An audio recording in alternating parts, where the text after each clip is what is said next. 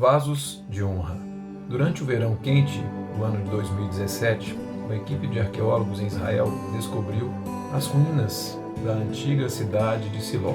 Você conhece a história de Moisés abrindo o Mar Vermelho e peregrinando com o povo de Israel por 40 anos no deserto. Ao final desses 40 anos, finalmente entraram na terra que Deus havia prometido a eles e se assentaram neste lugar chamado Siló.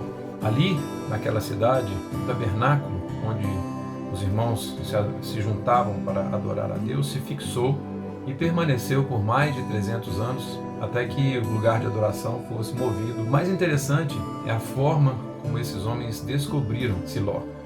Os arqueólogos perceberam uma grande quantidade de vasos grandes e pequenos. E perceberam também na superfície, antes do começo das escavações, uma enorme quantidade de vasos quebrados. Conhecendo a cultura dos antigos, entenderam que se tratava de um lugar de culto, já que quando as pessoas traziam algo para Deus, não reaproveitavam as vasilhas.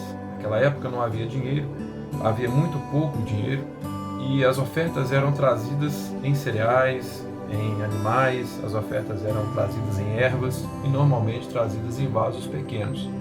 Esses vasos pequenos eram passados para os vasos maiores e, como não poderiam ser aproveitados, já que tudo que é consagrado a Deus não deve ser reaproveitado, esses vasos menores eram quebrados, e os indícios desses vasos quebrados foram que levaram os arqueólogos a perceber que ali abaixo daquela superfície havia algo bastante valioso. Esta prática do povo antigo era conhecida também no Novo Testamento. Podemos perceber no Evangelho de São Marcos, no capítulo 14, a partir do verso 3, que Jesus estava em Betânia e, reclinado à mesa, em casa de Simão, o leproso, veio uma mulher trazendo um vaso de uma pedra chamada alabastro, com preciosíssimo perfume de nardo puro, e quebrou o alabastro, derramando o bálsamo sobre a cabeça de Jesus.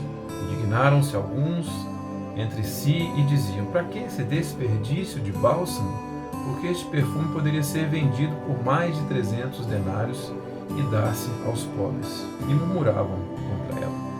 Naquela cidade, naquela casa, se encontravam pelo menos dois tipos de pessoas. Se encontravam aqueles homens ricos, poderosos, que se achavam assim como vasos muito preciosos, e também se achava aquela mulher um vaso de pouca importância, um vaso pobre. Mas ali havia um vaso de honra, que era Jesus.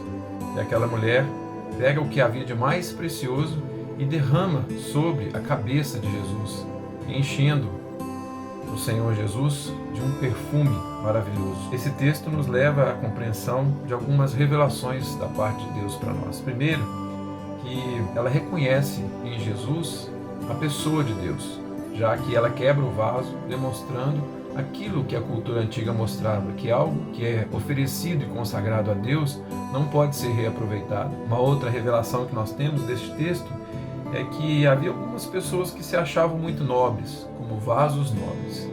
E havia aquela mulher que se achava pobre, um vaso pobre. E aquela mulher tomou uma atitude que foi reconhecida por Jesus, ainda que fora criticada pelos demais. O que nós observamos é que não importa se somos vasos pobres ou se somos vasos nobres, todos nós devemos nos quebrar diante do Senhor Jesus e permitir que Ele nos encha de um perfume muito melhor.